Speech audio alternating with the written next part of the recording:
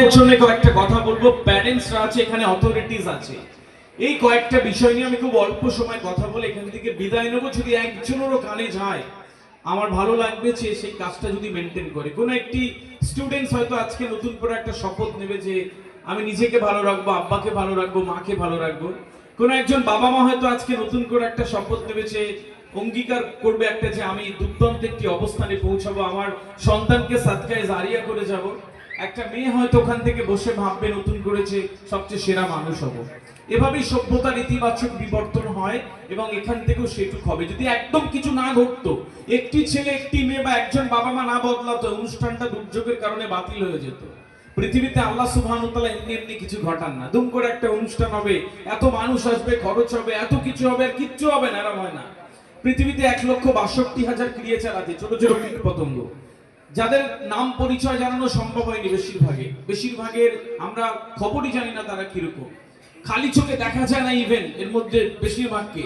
তবুও পৃথিবীর ইকোলজিক্যাল ব্যালেন্সে, পৃথিবীর ভারসাম্য রক্ষার্থে তাদের একটা বিরাট ভূমিকা আছে। আর আমি আর আপনি তো আশরাফুল মাখলুকাত, মানে পৃথিবীর শ্রেষ্ঠ জীব।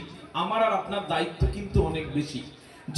যদি দোয়াতে নামাজে হরদম পড়েন রব্বানা আতিনা ফিদ দুনিয়া হাসানাতাও, তাহলে মানে বুঝে পড়ে। আপনি চাইছেন এই দুনিয়ার শ্রেষ্ঠত্ব কল্যাণ, আপনি ওই দুনিয়ার শ্রেষ্ঠত্ব কল্যাণ চাইছেন। মানুষ হিসেবে যখন আপনি এখানে এসেছেন তখন আপনাকে শ্রেষ্ঠ।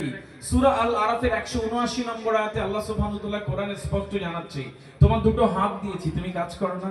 দুটো চোখ দিয়েছি, দেখো না। একটা মস্তিষ্ক দিয়েছি, চিন্তা করো না। একটা অন্তর দিয়েছি, বোঝো না। যদি না বোঝো, না করো এগুলো, তাহলে জিন এবং মানুষ উভয়ের জন্য রয়েছে শাস্তি। তার মানে আপনাকে বুঝতে হবে, চোখ দিয়ে দেখতে হবে কেন আপনি শ্রেষ্ঠত্ব অর্জন করবেন। আপনার বুঝতে হবে, আপনার নিজেকে ওই জায়গায় নিয়ে যেতে হবে, বিধায় আপনি একজন শ্রেষ্ঠ মানুষ হয়ে যাবেন। সম্মানিত উপস্থিতি, ঠিক এই গুণগুলোর জন্য আমি কয়েকটি কথার অবতারণা করবো আজকে।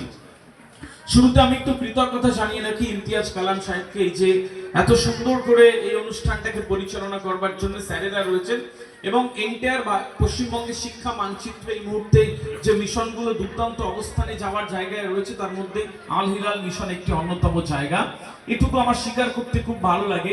আমার কাছে এক্ষুনি একটা সার্টিফিকেট ছিল যে একটি মেয়ে আফসানা, ও তো প্রায় 100% নাম্বার নিয়ে পাস করছে।